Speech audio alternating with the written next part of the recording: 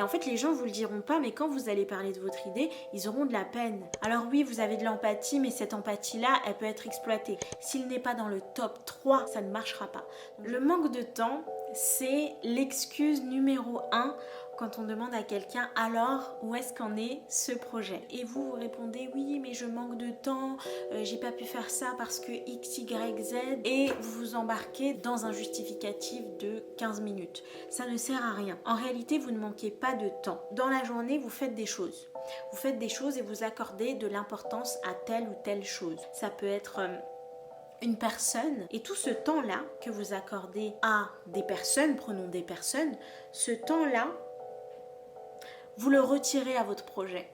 Donc en réalité, vous ne manquez pas de temps, vous manquez de sens des priorités. Dans cette vidéo, on va parler de priorisation, qui est le passage obligatoire si vous voulez donner vie à vos projets, si vous voulez donner vie à vos idées. C'est vraiment très important. Si vous ne priorisez pas votre projet, il ne verra jamais le jour. S'il n'est pas dans le top 3, ça ne marchera pas. Donc je vais vous expliquer comment faire en sorte que votre projet remonte dans vos priorités sans ruiner votre vie. Donc, la plupart du temps, vous êtes entouré de personnes énergivores. Énergivore, ça veut dire que vous répondez oui à des sollicitations auxquelles vous devriez dire non.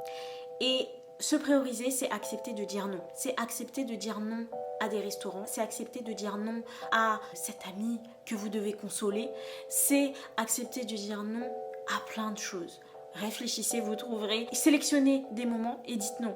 Parce qu'en fait, quand vous dites non, vous dites oui à vos projets. Et quand vous dites oui à ces personnes-là, vous dites non au futur que pourrait vous apporter la sortie d'un projet. Si vous avez un projet, disons, de livre ou de podcast, quand vous répondez oui à vos amis par exemple, et que vous vous impliquez dans les projets des autres, vous vous tirez une balle dans le pied. Ce dont je parle, c'est pas un mode de vie. La priorisation, elle peut être temporaire. C'est-à-dire que à force de s'impliquer dans les projets des autres, pour eux ça avance, c'est génial, mais pour vous c'est la même chose, ça stagne. Vous êtes au stade de l'idée, et en fait les gens vous le diront pas, mais quand vous allez parler de votre idée, ils auront de la peine. Ils auront de la peine parce qu'en fait vous êtes paralysé par la peur de dire non aux autres.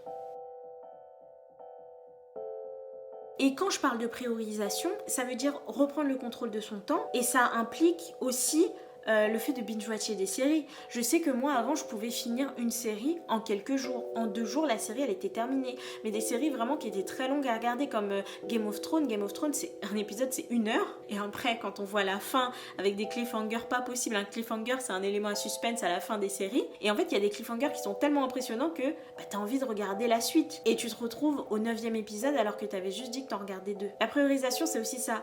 Se dire je vais pas m'engager dans cette série. Je vous dis même pas je vais pas regarder cet épisode.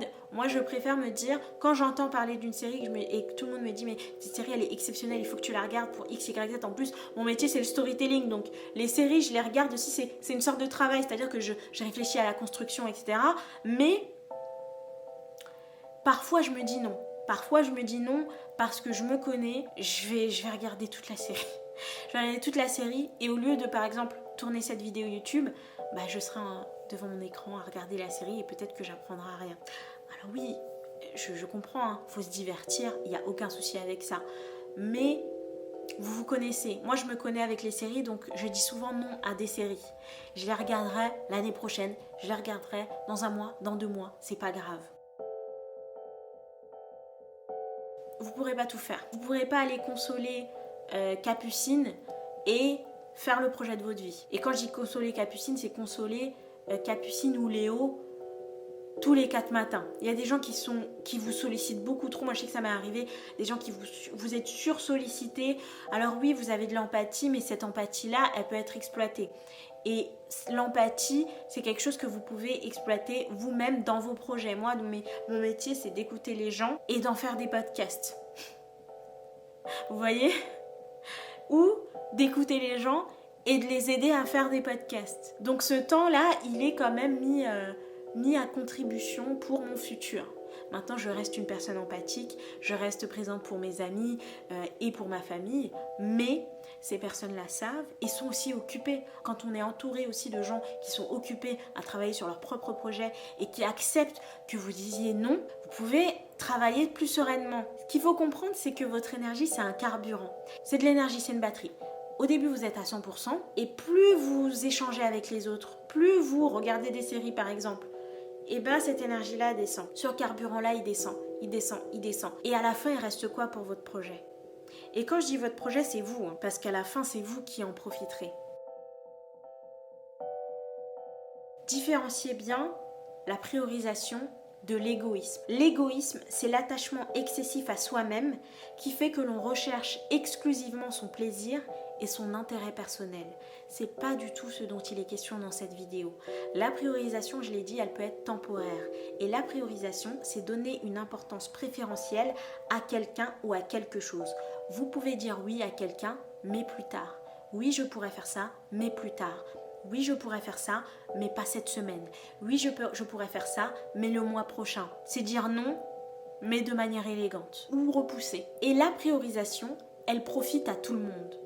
Elle profite à tout le monde parce qu'en fait, l'épanouissement que vous allez avoir à l'idée de pouvoir faire vos projets tranquillement, de pouvoir leur donner vie, c'est important aussi en termes de développement intérieur, de se dire qu'on a accompli ça, on a pu passer de l'idée à quelque chose de très concret. C'est une satisfaction personnelle et vous rayonnez après.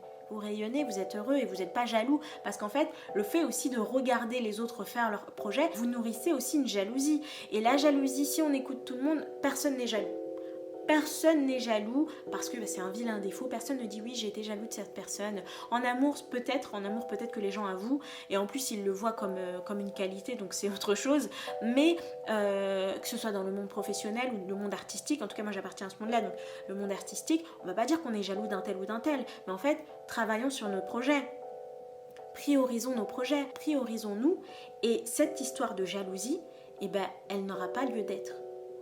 Tous les dimanches à 18h, j'envoie une newsletter avec un conseil sur le podcast et le storytelling. Je vous recommande fortement de vous y inscrire parce qu'il y a des pépites dedans. Ça fait 2 ans que je parle de plein de sujets et vous avez manqué tout ça. Mais si vous vous inscrivez maintenant, vous ne louperez pas les pépites que je vous prépare. Ce sera tous les dimanches à 18h. Pour vous inscrire, c'est bien sûr gratuit. Le lien est dans la description. Pour ma part, je vous dis à bientôt et n'oubliez jamais, raconter l'histoire, c'est détenir le pouvoir.